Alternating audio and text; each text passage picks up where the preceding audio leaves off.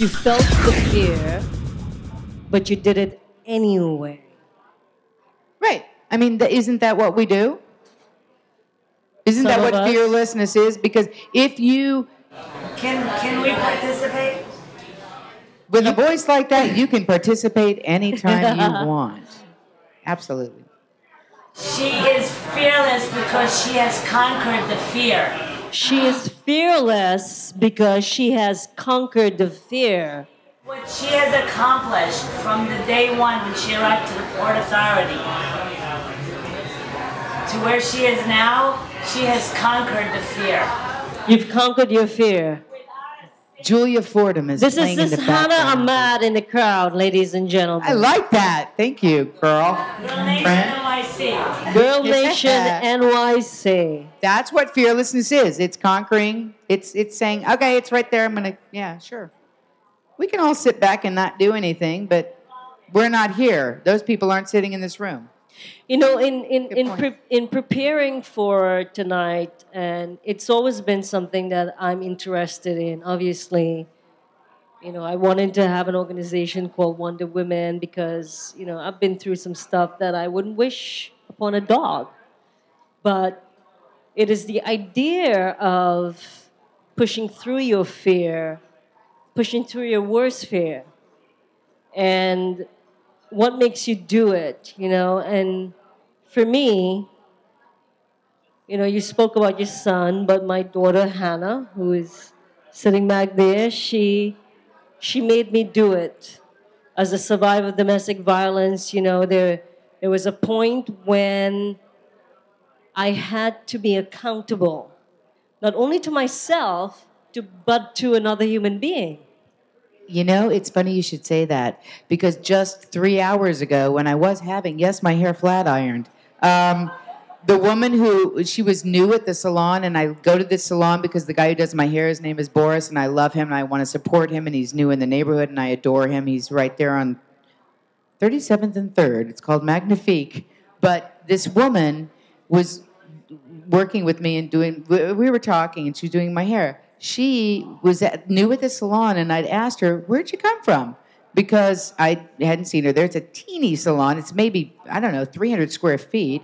And she said she just left her husband because he had been physically just horrible for years with her. And I said, and I'm thinking to myself, and she was terrified, and she was amazing, and I can't imagine that. And I said, wow, why'd you do that? And I'm so proud of you. And she said, because, you know, I didn't want to show my 3 daughters that that was okay. And that's huge. And then, you know, she was telling me that she has to deal with the fact that her ex-husband now is going to be talking about her to them. It was just, it was amazing. And I'm thinking to myself, you know, I got nothing on her. You know, really, this is an amazingly brave woman who, you know, just confided in me because I talk a lot and I'm curious about people and I like people and I was lucky to meet her, frankly. And it was a tremendous thing, similar to, I guess, why you did what you did. And, you know, for anyone who's looking at this interview tonight, if you're a woman who has been abused, if you're a woman who's been molested, if you're a man who's been abused, raped, or molested, you are not alone. Please call, email the Wonder Women organization and let us help you in any way we can. There are 2 organizations that I support, and it's the Anti-Violence Project and Safe Horizon. And there are options that was not available to me where I grew up. I had nowhere to go. I had no one to call. And I really wish that you guys can have a better chance. So, moving on. I'm all for. So, We love you, Aaliyah. We love you, honey. Yay. one of the things that I love about you, I love you. I love you. I met you 2.5 years ago, and I don't know. It was like, It was. Yeah. We met at the Javits Center. We met at the Javits Center. She was wearing black. I was wearing black. It's one of those moments in the Javits Center. No, Okay. I am. I've been on the board of. I'm sorry, honey. I'm sorry. I can't help myself. Because when you don't sleep, you get funny. I didn't sleep. No, I have been on the board of. I was on the board of Screen Actors Guild, the National Board of Screen Actors Guild, and now I'm on the New York Division Board of the newly merged SAG-AFTRA. Yay! And I am the national chair of the LGBT committee for the Screen Actors Guild, and now SAG-AFTRA. So I guess I'm the national chair of the LG. This is. Remember this and say it 10 times fast. I'm the national chair of the LGBT committee for the Screen Actors Guild of SAG-AFTRA. But anyway, we had a booth there to promote our LGBTness, and and that's where I met you, right? And I hope I'm right. God, it was one of those days. No. there are days when it's okay whether you're right or you're wrong. You know, it's a message. What? What'd you say? You were right. You were absolutely right. I am. Okay, good. Thank you. I hate it when that happens. No, but I actually. What was your name again? No, I'm sorry. I'm actually very conscious of the fact that there's so much more that you're doing with your life, and I feel like I haven't gotten there yet. So, you started a business with your dad. Oh, well, listen, one of the things I do is also write. And I think that as a creative person, we wear many hats. We were talking about that. We just do. If you're a performer, you might be a writer or a photographer or an engineer or it's crazy. But it's not, really. Because if your core is creative, you do wear many hats. One of the hats that I wear as a writer and my passion is playwriting. I was privileged to. One of my other passions is fitness, and I have had a fitness client of mine, for many, many years, who I will not give up forever, and I would work her out for free every single day of my life. She's a Holocaust survivor. She was at Bergen-Belsen and was in Hungary, and I don't remember the year. I should know this because I helped her with her autobiography. And helping this phenomenal person with their autobiography was life-changing for me. I think I have a bad day. Read chapter 3 of her book.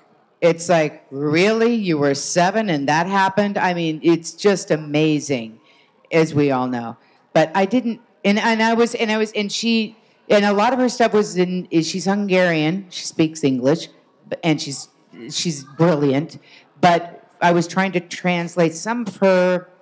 I was trying to rewrite her book for her, basically, and I had this idea that I would combine my writing abilities and my voice-over abilities, and my father, who is an amazing writer, and we created this website called Write My Past, which gives people an opportunity to, there are a lot of baby boomers and beyond out there who would love, and I wish that my grandparents had done this, would love to tell their stories. I mean, I know I find myself calling my mom and my dad, who've been separated, divorced since I was 11, but calling them sometimes saying, Dad, was Grandma from Belgium, or was she French, or would you do or this or that or the other thing? And I wish that I had what Aggie Hindell is doing for her family, which is this amazing book and an audio that I'm doing,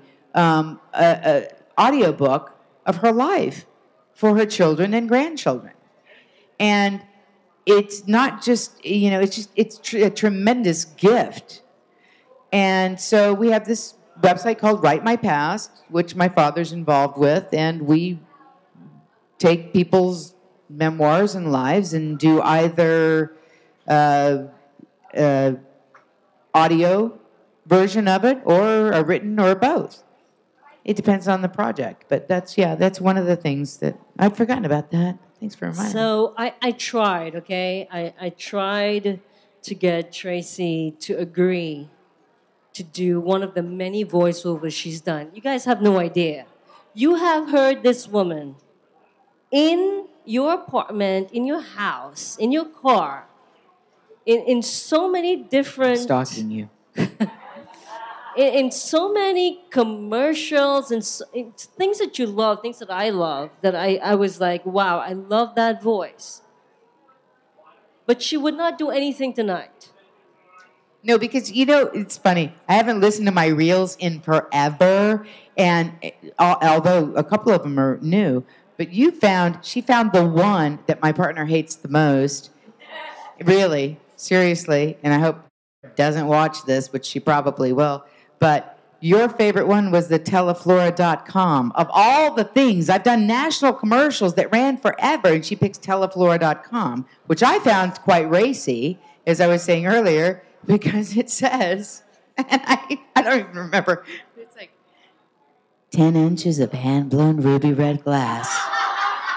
Flowers by Teleflora.com. Together, the big red bouquet. I mean, it's bad. It's so bad, it's good. I mean, Do you guys remember that? No, who does? Only you. We have to talk. Did you talk to your therapist about this? Because you might want to. She says it well. What is your biggest fear? I think I said that earlier. My biggest fear is not approaching things that I've dreamt of.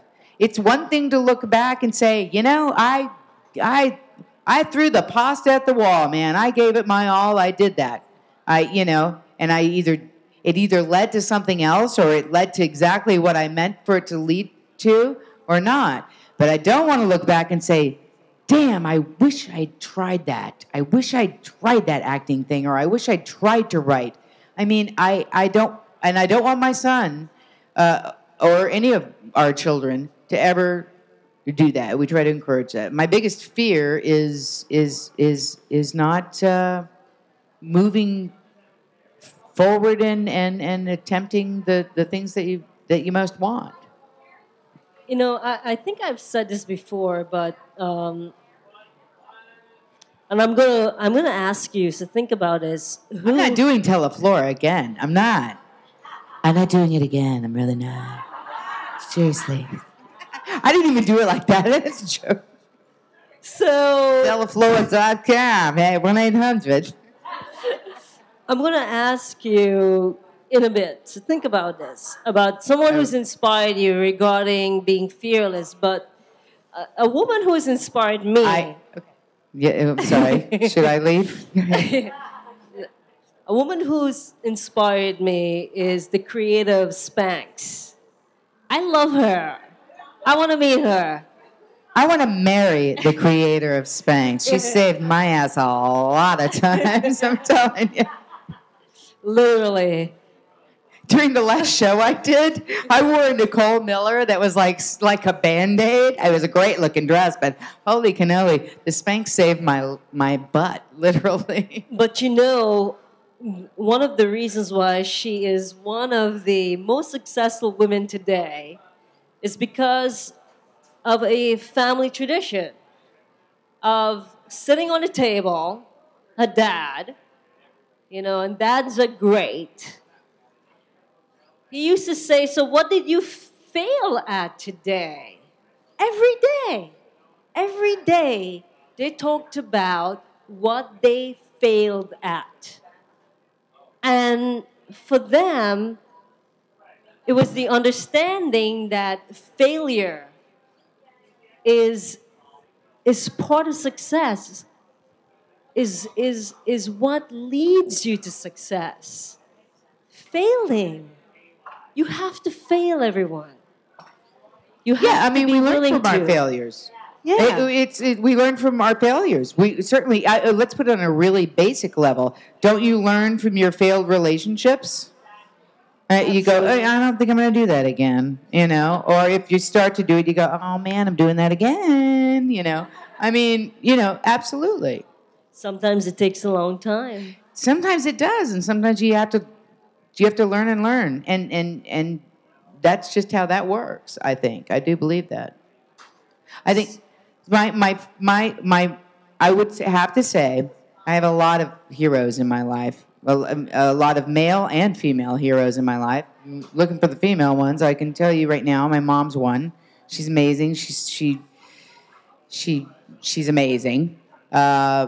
My partner is truly amazing. She was working with she's an architect, and she was working at the World Trade on 9/11, and she decided after 9/11 that she wanted to actually do what she'd been thinking about doing, which was have children. So she adopted, and then that's pretty amazing to do. It's a huge thing. It's not like going out and saying I want to, that pair of pants. It's like huge. My mother is like a tremendous lady. One of my really good friends happens to be Loretta Swit of MASH fame, and she is an icon to me in more than just the television world. She's just such a lovely person on a real level. Thank you. They're my coach over there. She gets 10% of everything I make, and but Loretta is one of those people. Lorette is a little over 40, and I got to tell you something. That girl will go to Peoria to do theater, and she is amazing. She's just amazing. I help her out sometimes with her lines. She's working on a one-woman show about Eleanor Roosevelt, and I sit there with her, and she goes to this. It's a one-woman show. It's a huge amount of just monologue. That woman is just. And I sit there and I go, holy shit, I couldn't do this when I was 20. I don't know how she does it. It's because she has such a passion for it, and she will not stop, and nobody will stop her.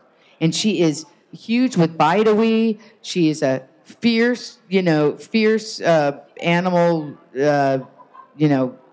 animal rights person. And just like, I look at her and I'm like, when I grow up, I want to be like you. I'm fortunate to have a lot of great heroes and fearless women in my life. And I aspire to them every day. I hope I can match them sometime. Well, I think you all agree with me that we're all inspired by Tracy here tonight. It's the Teleflora. It's the Teleflora thing.